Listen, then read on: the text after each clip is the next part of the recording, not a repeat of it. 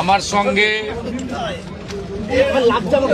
ওই আমাদের পরিবার, প্রথমত যে পরিবারটি ক্ষতিগ্রস্ত হয়েছে, একরত্তি একটি ছোট্ট কন্যা সন্তানের উপর পাশবিক অত্যাচার করে খুন করা হয়েছে, তারাও মিট করেছে। তারা নিশ্চয়ই আপনাদের বলেছে বা না বললেও আমার জানার বিষয় নয়।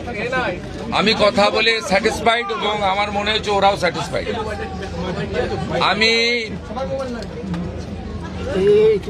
একটা প্রাইমারিলি পুলিশ যা বলেছে, দেখুন, I am not the investigating authority. Mob lynching করে যাকে পিটিয়ে মারা হয়েছে ইন্দ্রজিৎ মণ্ডল, উনিও ইনোসেন্ট।